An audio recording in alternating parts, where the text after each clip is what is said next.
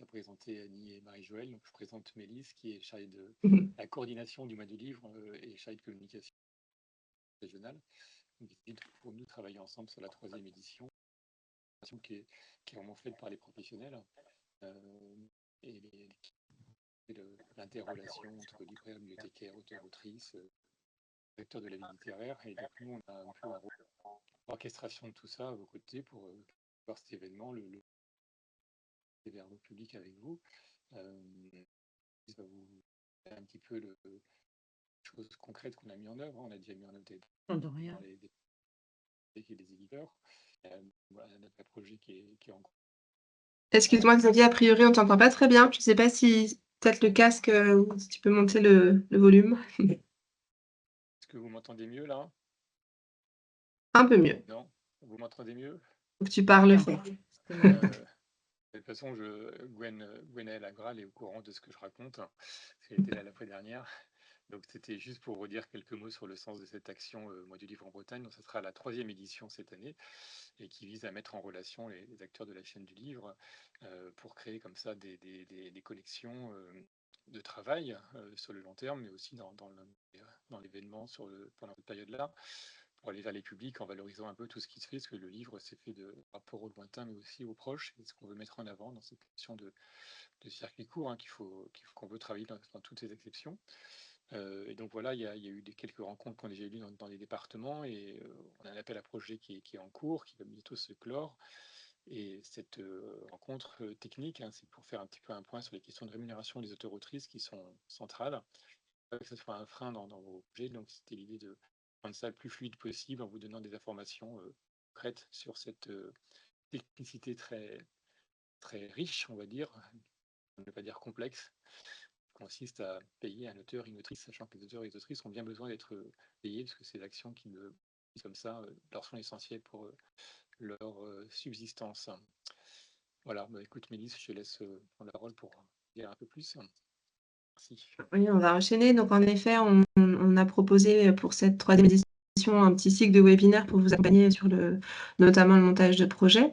Donc la semaine dernière, on s'est réunis sur plutôt la notion de budget. Cette semaine, c'est donc sur la rémunération des auteurs et autrices. Et on vous proposera aussi, donc en lien avec le webinaire d'aujourd'hui, vous allez le voir, au mois de décembre, un webinaire pour vous aider à créer un compte diffuseur auprès du fameux URSAF du Limousin, qui peut faire peur à beaucoup, que ce soit des auteurs ou des diffuseurs. Voilà, on va essayer d'aborder tout ça de manière très pratique, très concrète. Et évidemment, vous pouvez poser des questions à tout moment, hein, sans souci. Donc, c'est mes 2 collègues, surtout Marie-Joëlle et Annie, qui vont intervenir. Je voulais juste refaire un tout petit point avec vous sur donc le mois du livre, et vous savez que donc tout est, pour ceux qui, puisque vous êtes là aujourd'hui, tout est sur le site, un site dédié, donc mois du livre bretagne.bzh. Vous avez maintenant pour cette édition, la 3e édition, on vous écoute, on écoute les bilans et puis on essaie de progresser d'édition en édition. Là, tout est en ligne, à la fois une base d'actions culturelles proposées par les auteurs, autrices et acteurs, actrices de la vie littéraire, donc les compagnies de théâtre par exemple, qui proposent des lectures de textes. Donc cette base est accessible, ça vous permet en tant que structure d'accueil d'aller piocher dans ces éléments, dans ces propositions. Si vous n'avez pas d'idée, si vous êtes en panne d'idées, mais souvent vous en avez quand même beaucoup. Et ensuite, ça vous permet, via la création donc d'un espace organisateur, hein, c'est ce que je vous disais, je vous le mets ici en bas, de pouvoir accéder à la fois donc à la demande d'aide financière, mais après également à la labellisation, si vous souhaitez uniquement inscrire votre événement sans demander forcément d'aide financière. Et puis dans tous les cas, pour saisir l'événement, quand vous en connaîtrez les détails, la date, les auteurs et autrices invités, etc.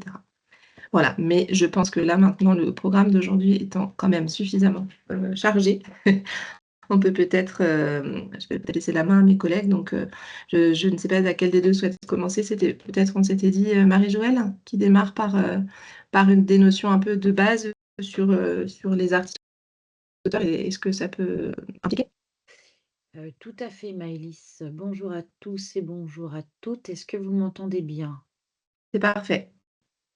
Alors, je pense que vous le savez, mais il n'est jamais inutile de rappeler, des définitions classique. Un artiste-auteur, qui est-ce que c'est?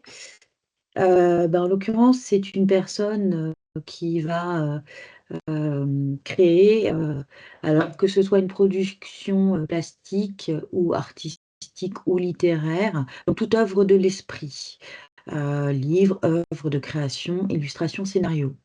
Cet artiste-auteur va percevoir des droits auprès de son éditeur et des droits dans le cadre d'interventions et d'actions culturelles. Ce qu'on entend par action culturelle, pour faire très bref, ce sont des ateliers, des rencontres, des lectures, des performances diverses et variées, et pas des conférences. J'insiste juste sur le fait de conférence, puisque ce n'est pas du droit d'auteur pour la conférence. Voilà, c'était juste une petite aparté, mais c'était important de le dire.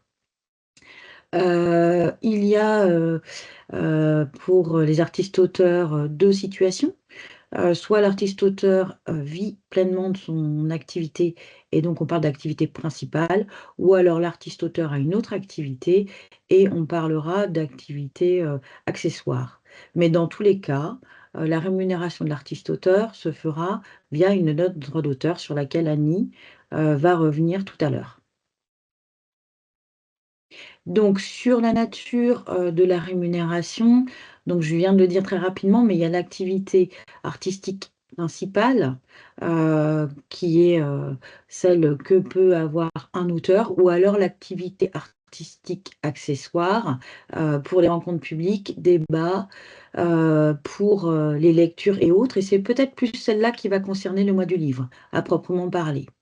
Voilà, ce sont les 2 formes d'intervention qui vont être sollicitées, mais ça va être 2 rémunérations différentes, toujours avec note de droit d'auteur. Je ne vais pas trop vous embrouiller, mais en tout cas, voilà, ce sont les 2 situations qui peuvent se présenter à vous par rapport à un artiste-auteur.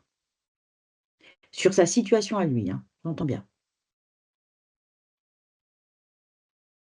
Voilà, donc on a, le régime fiscal, mais peut-être que là, je peux laisser Annie intervenir puisque, c'est plus, à ce titre-là que, ça peut être un peu plus complexe pour vous, de le comprendre sur, la forme de rémunération. Donc Annie, si tu veux intervenir à ce niveau-là?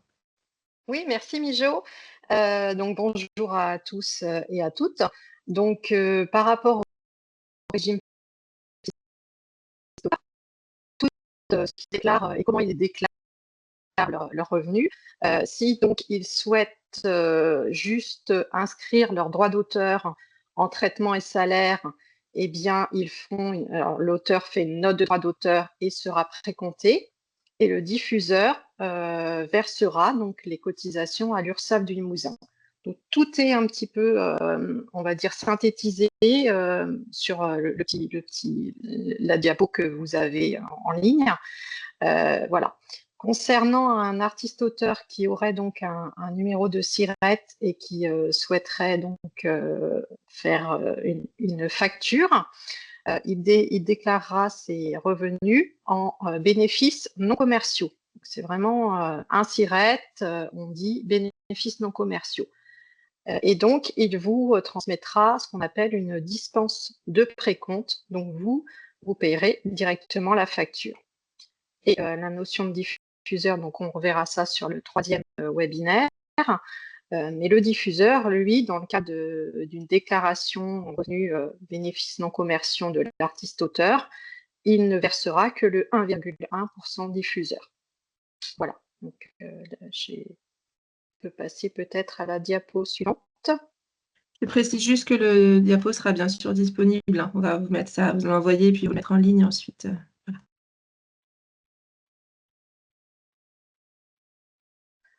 Alors là, nous avons un petit tableau qui récapitule en fait toutes les sortes d'interventions et selon le choix du régime fiscal de l'artiste-auteur, donc soit donc en traitement et salaire s'il n'a pas de numéro de SIRET, ou en bénéfices non commerciaux s'il a un numéro de SIRET. Vous avez tous les types de soit notes de droit d'auteur, factures, toutes les déclarations en fait qui peuvent être faites en fonction de si c'est une lecture publique, donc ce sera effectivement une activité artistique principale. Par contre, si c'est une participation à des rencontres publiques en débat, ou débat, ce sera plutôt de l'activité artistique accessoire. Donc, comme vous disait Marie-Joëlle, il y a 2 sortes de types d'activités pour les artistes auteurs, les activités dites principales et les activités dites accessoires avec un plafond. Je ne vais pas m'étendre sur tout le détail puisque c'est un document propre et qui pourra vous servir tout au long de vos recherches. Comment payer un artiste auteur. On peut peut-être passer à la diapo suivante. Je commente juste l'idée sur, ce tableau-là, c'était de pouvoir vous donner quelque chose à la carte, vous alliez pouvoir aller piocher en fonction de ce que l'auteur allait vous envoyer, en gros. S'il a un siret, etc. Donc, selon le format de l'événement que vous organisez, et ensuite, selon ce que l'auteur vous envoie, c'est pas à vous de savoir s'il a un siret ou pas, c'est à lui. Et donc là, d'aller regarder dans quelle case rentre l'événement que vous organisez. Exactement, tout à fait ça, Maëlys. On peut donc passer. Donc, là, c'est la même chose. En fait, c'est la suite, comme vous disait Maëlys. C'est un peu un catalogue en fait de comment rémunérer l'auteur en fonction de sa situation, en fonction de ce que vous allez lui demander de faire et la réglementation.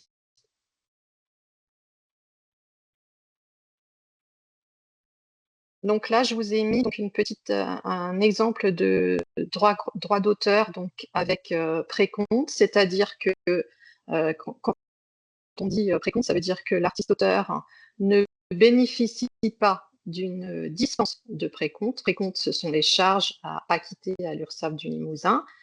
Et donc, on va dire que vous le payez en net, déduit des cotisations sociales que vous allez reverser donc, à l'URSSAF Limousin.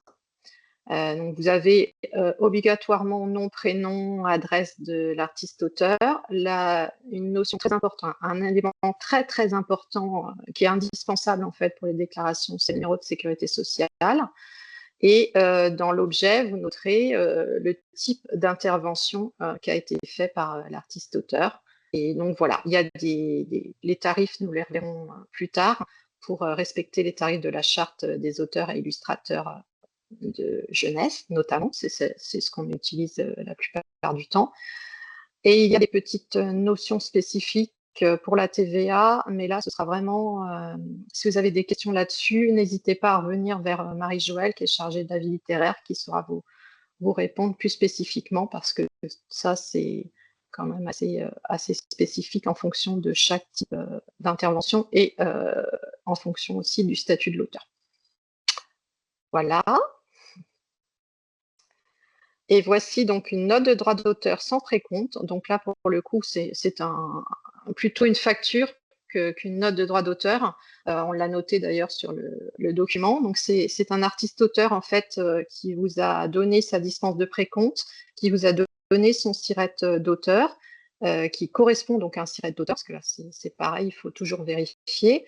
Et donc, il peut effectivement vous envoyer via Chorus Pro si c'est une collectivité ou un établissement public, ou tout simplement via mail, sa facture. Alors, il notera dessus nom, prénom, adresse, ça ne change pas, son numéro de sécu, le fait qu'il soit dispensé de précompte, d'ailleurs, il vous aura transmis sa dispense de précompte, son numéro de siret, son code APE-NAF qui correspond à un siret d'artiste-auteur. Et donc en fonction de ce que vous lui avez demandé, il notera l'objet, le détail, et vous le payerez en brut, pour le coup. En brut égale net auteur pour les artistes auteurs qui déclarent en bénéfices non commerciaux. Voilà pour ça. Voilà, on a noté quelques conseils pratiques, effectivement, toujours à avoir en tête. Donc, dès lors que vous faites intervenir un artiste-auteur, il faut lui faire remplir une fiche de renseignement. Et sur cette fiche de renseignement, vous allez lui demander son numéro de sécurité sociale, son numéro de siret s'il a un siret, son code APE qui correspond, qui va avec le siret, et surtout la dispense de précompte de l'artiste-auteur et la dispense de précompte de l'année en cours. Pas de il y a 2 ans ou 3 ans, voilà. Il faut vraiment que ce soit celle de l'année en cours. Ensuite, une fois que vous avez tout ça, vous allez pouvoir regarder le petit tableau que Maëlys a préparé et voir dans quelle case ça rentre. Et à partir de là, vous pourrez préparer une petite convention entre vous et l'artiste-auteur, signée des 2 parties donc. Et en fonction de la situation, donc il y aura une note de droit d'auteur et facture, et il faudra déclarer trimestriellement et annuellement à l'URSSAF Limousin, donc ça, dans le cas notamment des artistes-auteurs qui déclarent leurs revenus en traitement et salaire. Voilà. Et pour les autres, c'est plutôt le 1,1% diffuseur qui sera déclaré, pareil, à l'URSSAF Limousin, une fois par trimestre et annuellement un récapitulatif. Voilà, donc c'est vraiment les choses à ne pas oublier. Et bien évidemment, on ne l'a pas noté ici, mais il y avait quelque chose de très important. Quand vous rémunérez un artiste-auteur qui déclare ses revenus en traitement et salaire, il ne faudra pas oublier de lui envoyer un certificat de précompte, c'est-à-dire que vous avez des modèles, hein, il faut juste les adapter, mais ça prouve à l'artiste-auteur que vous avez bien précompté ces cotisations et que vous l'avez bien déclaré à l'URSSAF Limousin. Voilà pour ça. On peut passer peut-être à la diapo suivante. La suivante, ouais, ce sont des sites, et puis peut-être qu'on prendra quelques questions sur. D'accord. C'était un peu vite, peut-être. Non, mais en même temps, il faut. Peut-être, Mijo, un petit peu sur les sites ressources, que tu peux en dire peut-être un petit peu plus sur. Je sais pas, quand tu veux. En fait, on aurait pu rajouter un site qui était celui de la charte, mais qui est peut-être en dessous. Mais en tout cas, il y a quand même, voilà, il y a, je dirais, bon, la FIL, c'est la Fédération interrégionale du livre et de la lecture. Donc, ce sont les structures régionales du livre ou agences régionales du livre qui ont contribué à vous proposer des outils et notamment l'outil Comment rémunérer un auteur. Donc, site, s'il en est vraiment important et intéressant. Au-delà du mois du livre, pour d'autres choses, vous allez trouver un certain nombre d'éléments qui peuvent vous aider. La Société des gens de lettres, c'est notamment la ressource qui vous permet d'avoir des modèles de notes de droit d'auteur avec la dispense de précompte et sans dispense de précompte, comme l'a dit Annie, et elle l'a expliqué. Il y a aussi une calculette magique sur le site de la Société des gens de lettres qui vous permet de pouvoir calculer le montant que vous allez devoir payer pour les artistes-auteurs. Et il y a notre site, et notamment notre service juridique et comptable, qui est à votre disposition. Et c'est vrai que si vous avez des doutes quant à de la contractualisation et autres, sachez que notre site est à votre disposition. Et puis, on a des fiches ressources, et notamment la fiche ressource auteur et numéro de SIRET, pour que vous puissiez avoir des éléments pour pouvoir échanger avec les artistes-auteurs. Voilà ce qu'on peut dire sur ces sites. Mais sachez qu'il y a, c'est vrai qu'on n'a pas rajouté le site de la charte,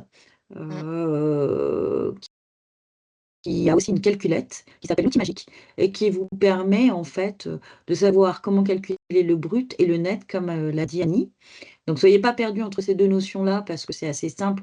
Une fois que vous avez l'artiste-auteur qui vous dit qu'il a un numéro de SIRET, vous savez que vous n'avez pas les charges sociales à payer à sa place. Et donc, les 16% quelques, c'est lui qui va les payer. Mais ça, c'est bien expliqué avec les calculettes magiques ou outils magiques, que ce soit sur le site de la GDL ou la charte. Donc, ne vous stressez pas avec ça. Surtout pas. Vous avez des outils à votre service et qui sont bien pratiques, ce qui évite de se faire des cheveux blancs. Voilà, pour pas être plus longue, mais ces outils-là sont vraiment très, très précieux. Et nous, on s'en sert aussi. Oui, et ce qu'on peut dire en plus, c'est si vous avez des doutes, vous pouvez toujours nous appeler, on pourra vous Exactement. conseiller. Donc voilà. parce que on fait un peu ça tous les jours, donc on commence à comprendre le fonctionnement et voilà, si vous avez des doutes, vous pouvez toujours nous poser des questions, il n'y a pas de souci. Mais en tout cas, les modèles existent, ils sont à votre Les modèles disposition. existent, ouais. La GDL mettra son site à jour, je pense, incessamment sous peu pour Ouais. 2026 et ça va nous permettre d'enchaîner sur les préconisations tarifaires de 2026 avec l'augmentation de 0,8%. C'est préconisation de la charte qui a eu son assemblée générale. Et donc, on arrive à des nouveaux tarifs pour 2026, demi-journée, journée. Et je pense que Maëlys pourra mettre la diapositive, à moins que je sois allée trop vite. C'est la slide suivante, mais est-ce qu'on laisse peut-être la place à des questions d'abord sur, avant les recommandations tarifaires, je ne sais pas, sur le fonctionnement des rémunérations, là, est-ce que c'est clair pour tout le monde? Parce que ça peut être assez c'est complexe. compliqué, hein. Voilà, est-ce qu'il y a des questions? Est-ce qu'il faut juste que vous preniez connaissance des différents éléments et mettre... Je m'excuse, j'ai des questions. Bien sûr. Allez-y. Enfin, vraiment, c'est l'enfer. Honnêtement, c'est vraiment compliqué. Déjà, ma question, c'était, j'ai pas bien entendu tout à l'heure, vous parliez des conférenciers. C'est à part les conférenciers, en fait? Parce que nous, on peut avoir des conférenciers qui sont par ailleurs auteurs. Alors, la conférence ne rentre pas dans ce qu'on peut rémunérer en droit d'auteur. Ouais. D'accord. Alors, après, changez votre intitulé. Si vous mettez intervention avec lecture ou intervention, rencontre publique, vous pourrez rémunérer en droit d'auteur. Mais une conférence ne rentre pas dans les droits d'auteur.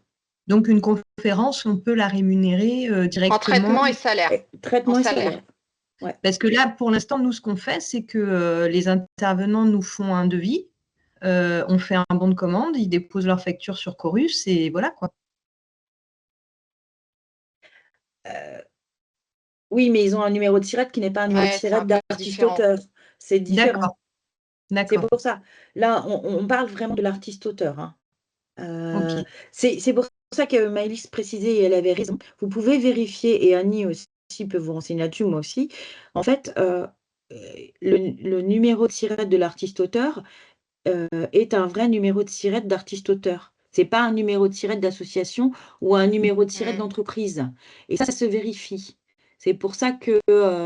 il y a un site où on peut le vérifier, voilà. Non? Sur Infogreffe. Oui, et en fait, c'est souvent le code APE-NAF qui donne une bonne indication. Parce qu'un SIRET artiste-auteur, c'est souvent, alors, je vais dire un cas, hein, parce qu'il y en a certainement d'autres, mais il y a du 90-003A ou 90-03B, et ça, ce genre de code APE, ça signifie que c'est plus un artiste-auteur qu'autre chose. D'accord. Voilà. Mais il y en a certainement d'autres que je sais pas tout, donc, mais on pourra rechercher si besoin. D'accord. Merci.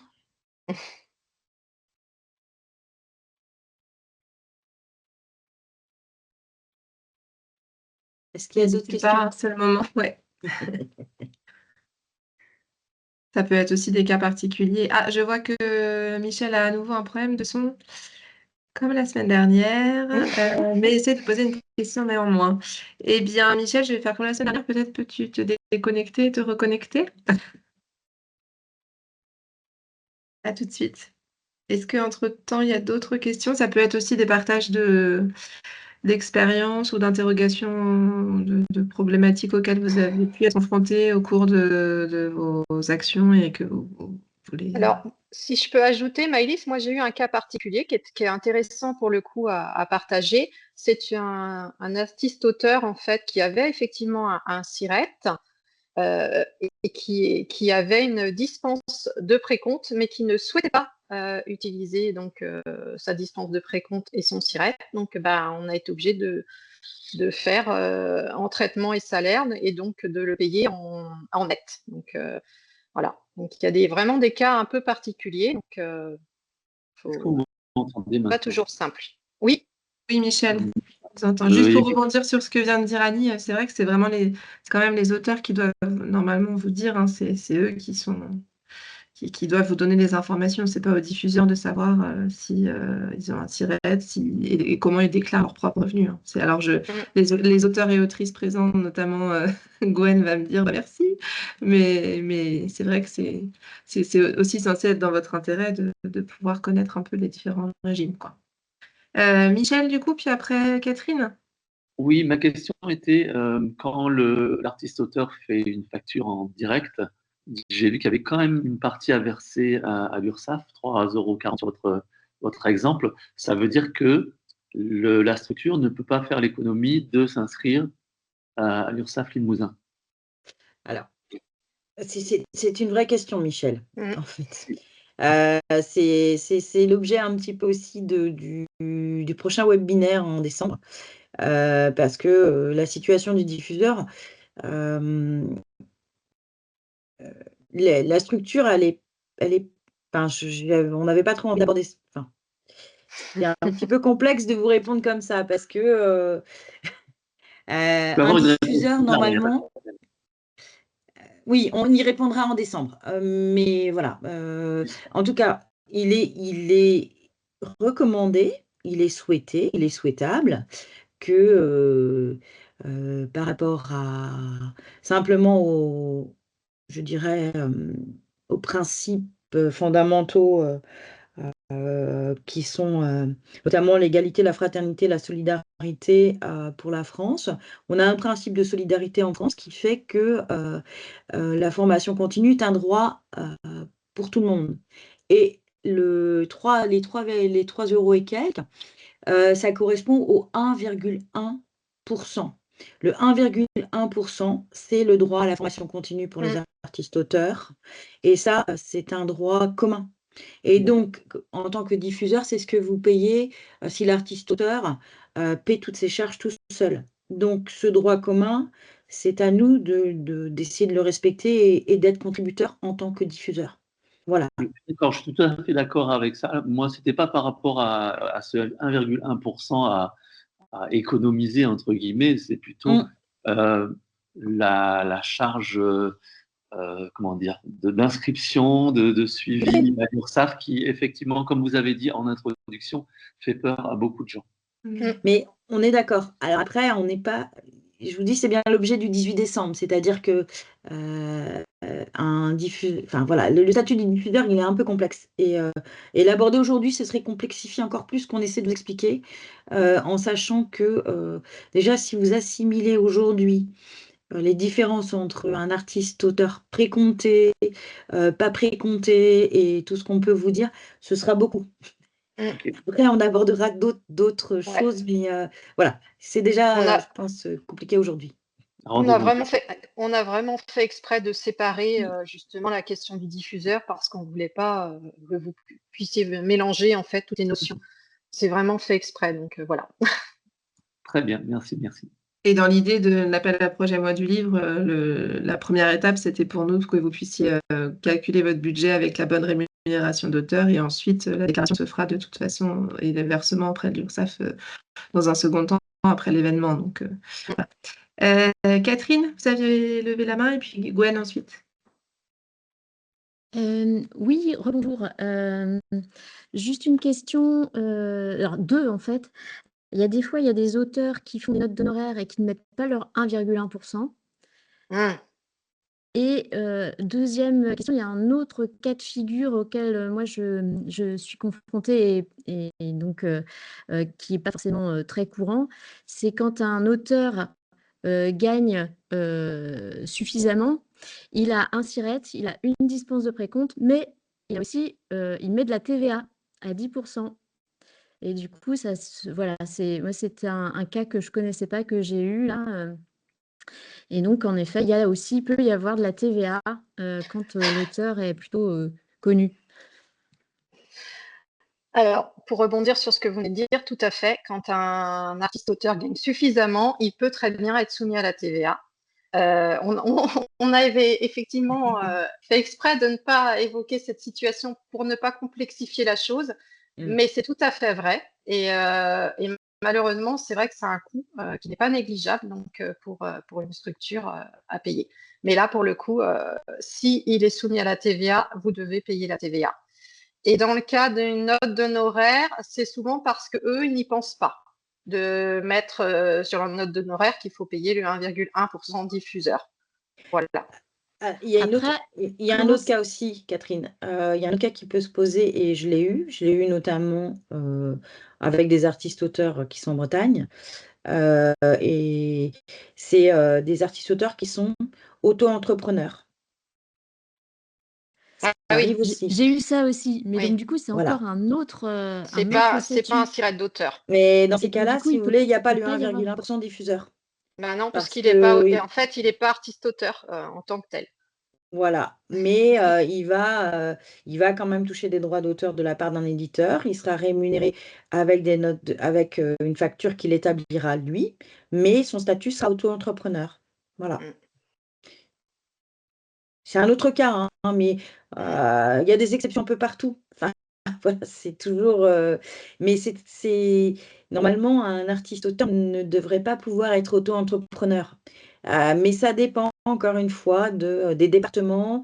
Ça dépend des centres des impôts qui vont vous dire en fonction. C'est pas la même situation dans le Finistère que dans le Morbihan.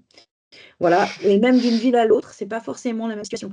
Donc, on peut pas vous donner toutes les exceptions, mais sachez que voilà, il peut y avoir des statuts différents, effectivement.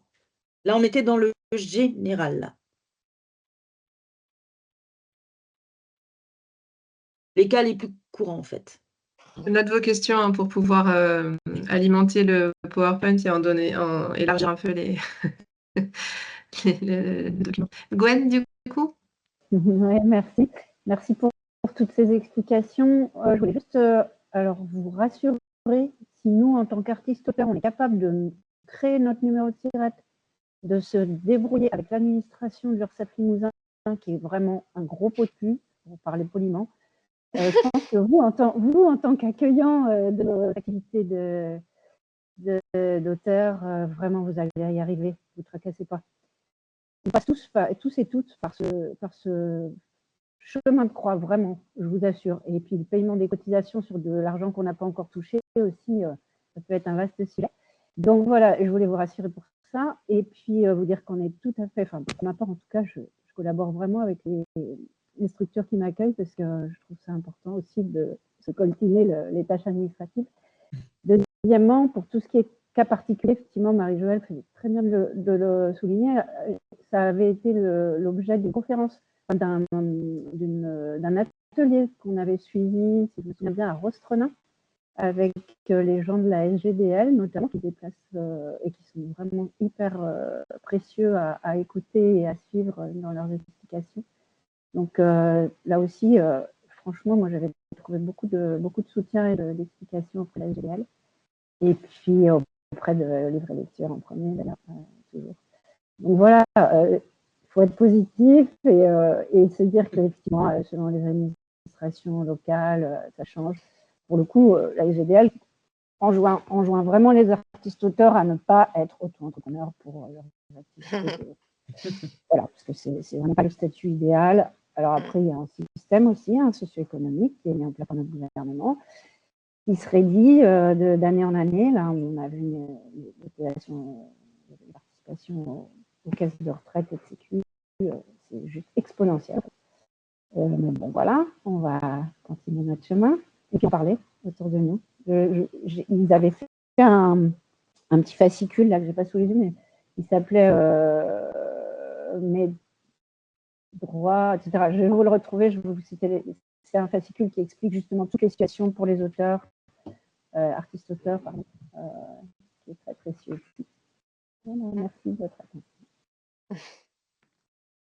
Merci Gwen. C'est important d'avoir aussi un point de vue d'auteur-autrice en l'occurrence, parce que c'est vrai que du coup, c'est pas les mêmes questions hein, que vous posez. C'est aussi pour ça qu'on a voulu organiser ce temps, parce que là, il était plus à destination des structures qui accueillent les auteurs et qui rémunèrent les auteurs. Mais bien sûr, il faut au préalable que les auteurs et autrices eux-mêmes connaissent les différents types de rémunération. Aurore, je crois que vous avez encore une question. question. Ah, je suis désolée, j'ai encore une Bien sûr, question. on est là pour ça. Tellement de problèmes. Je ne sais pas si c'est une question qui sort un peu du cadre. Nous, on a eu beaucoup de soucis avec alors des artistes, hein, je ne sais pas par contre au niveau du SIRET, voilà, si c'était des artistes auteurs, mais qui changeaient d'adresse et qui avaient un mal fou à actualiser, en fait, à rattacher la nouvelle adresse à leur SIRET. Et nous, ça bloque tout au niveau de la compta, en fait. C'est-à-dire qu'il y a un décalage entre l'adresse du RIB, l'adresse du SIRET, enfin, et du coup, ça bloque tout. Et alors, j'ai eu plein de sons différents. Il y a l'INPI, enfin, j'ai eu un mal fou à comprendre, en fait. Et les artistes ne sont pas toujours bien accompagnés là-dessus non plus, hein. Je peux vous dire qu'il y en a qui ont vraiment, vraiment beaucoup galéré, quoi. Si je peux me permettre, ce que je fais, moi, pour les artistes auteurs, en fait, effectivement, j'ai ce souci-là. Je leur fais signer une attestation de domicile pour prouver, en fait, le domicile où ils habitent. Donc, dans la fiche de renseignement, j'ajoute cet élément-là, tout à fait. Et un élément aussi, des fois, sur la carte grise pour prouver que parce que la carte grise, souvent, des véhicules, de leur véhicule, n'est pas forcément à leur nom. Donc, je rajoute aussi cet élément-là. Pour la trésorerie, en général, j'ai pas de souci. Normalement, auprès de qui les artistes doivent et faire leur changement déclarer leur changement d'adresse, en fait, de SIRET? Bah, je pense que c'est à l'INSEE, hein. C'est pareil que pour nous tous, en fait. La logique, c'est ça. Après, ça peut mettre un petit peu de temps, hein, à mon avis, hein, parce que nous, on l'a fait pour notre établissement. C'est vrai que c'est pas hyper rapide non plus. Donc, D'accord. après, c'est Ouais. leur démarche à eux, quoi. Ouais, je peux témoigner, j'ai déménagé 3 fois l'an dernier. Et pour le coup, c'est à chaque fois auprès de l'INPI, auprès de l'URSSAF artiste-auteur et auprès de nos caisses d'allocation familiale, de sécurité sociale, refaire une carte grise pour notre véhicule, etc. etc. C'est tout à notre charge. Enfin, je veux dire, c'est à notre charge. Voilà, c'est de faire la démarche pour, effectivement, je trouve très intéressant ce qu'Annie propose de faire mention de ça, et une attestation signée par la personne en question doit quand même, pour le coup, être validable. Mais bon, tout dépend des systèmes informatiques. C'est toujours un peu le cas particulier qui va donner du fil à retordre à chacun et à chacune. Bon courage. Voilà. C'est vrai que ça peut paraître alourdir un peu la démarche de faire signer, enfin de faire remplir et signer en amont une fiche de renseignement, et aussi Annie, tu parlais d'une convention pour une simple, entre guillemets, rencontre. Est-ce qu'il faut signer une convention entre, voilà. Mais ça permet quand même, au final, si on prend le pli de faire ça, de résoudre bien des problèmes en amont et de désamorcer des choses. Par exemple, dans la convention, on pouvait indiquer les modalités si la rencontre est annulée. Ou reporter, voilà, c'est des choses qui permettent encore de prévoir des aléas et d'être d'accord avant également sur les frais de déplacement, de pouvoir borner vraiment le cadre d'intervention de l'auteur avant sa venue et de l'autrice, et ça désamorce des choses. Et sur la fiche de renseignement, en effet, on a des modèles, hein, on peut mettre ça également en Oui, ligne. il n'y a pas de souci, hein. C'est des modèles que j'ai créés, mais ils sont tout à fait adaptables à d'autres structures, il n'y a pas de souci.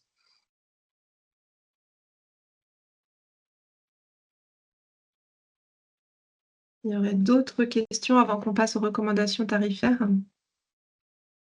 Juste moi, j'interviens, Maëlys, pour dire qu'il y a des modèles de convention et de contrat aussi, encore une fois, sur le site de la charte. Donc, ils sont peut-être un peu longs, donc ils peuvent faire un peu peur, mais en tout cas, tous les cas de figure sont mentionnés sur le contrat type de la charte. Et ça vous évite des déconvenus et des malentendus et des quiproquos avec les artistes auteurs. Voilà. Est-ce qu'on passe aux recommandations, du coup, Michel? Il y avait une question de Gwen Abgral. Vas-y, Gwen, ça me revient maintenant, en fait, il me semblait, enfin, moi l'an dernier, en tout cas, quand j'ai fait des ateliers d'écriture, alors peut-être plus sur des cycles complets, les ateliers d'écriture, normalement, étaient exonérés d'une partie des cotisations. Il faudrait vérifier dans la SGDL, il me semble qu'il y a un petit onglet dans un petit astérix sur certaines communications qu'ils ont faites. Je vais vous retrouver ça, je vous le mets dans la conversation.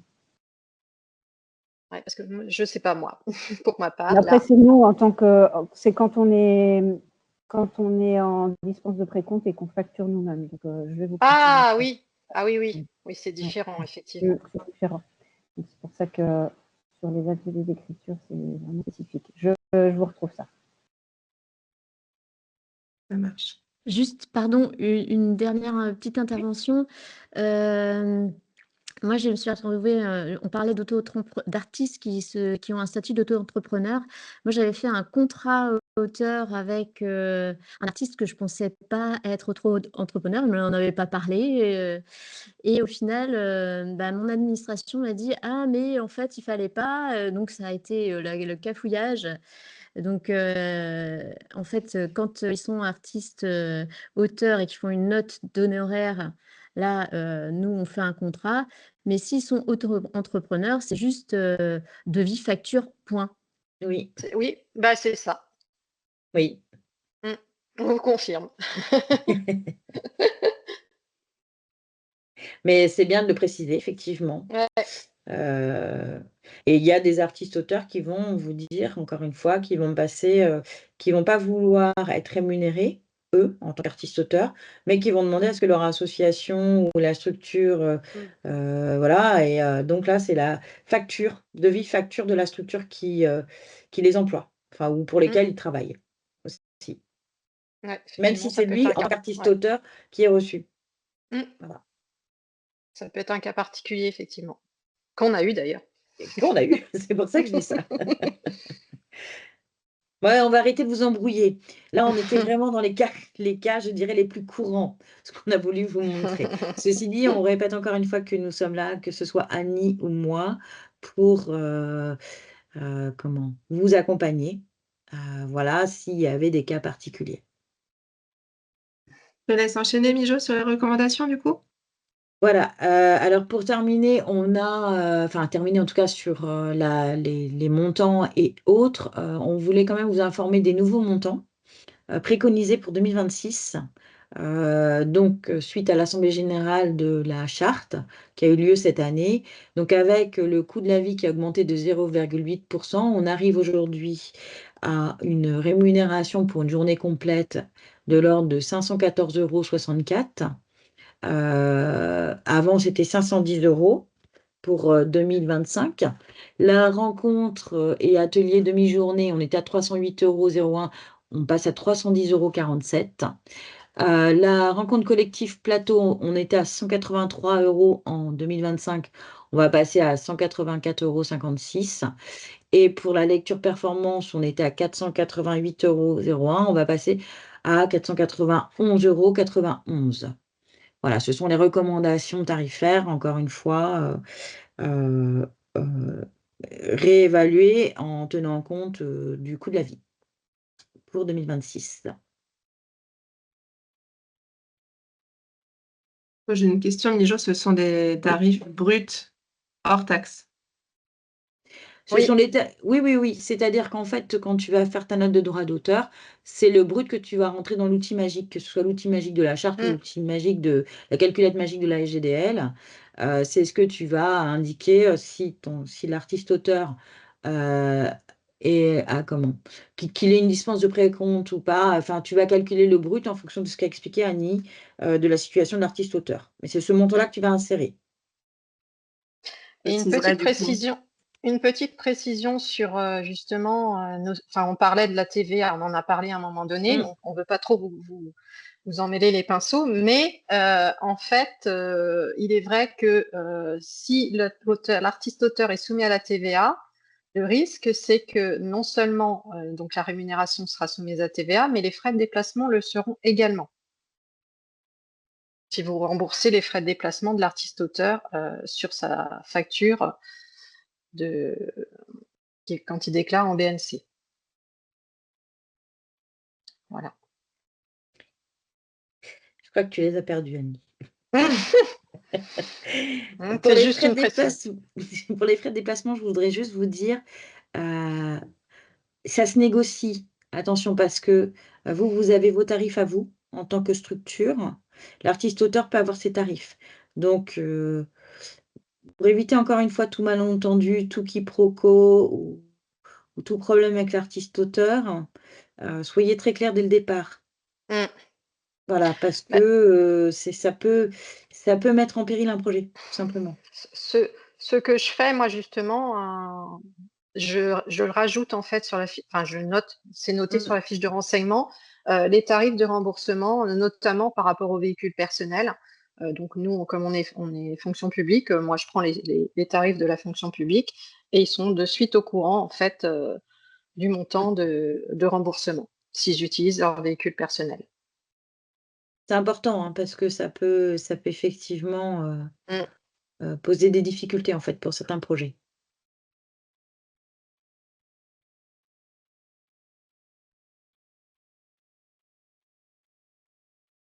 Ça marche. Est-ce que là-dessus, il y a des questions particulières? Ou globalement d'ailleurs sur le mois du livre, hein. Ça peut être aussi d'autres questions plus larges.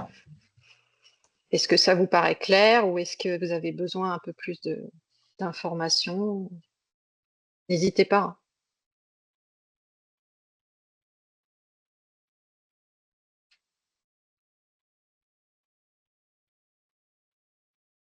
On vous a assommé.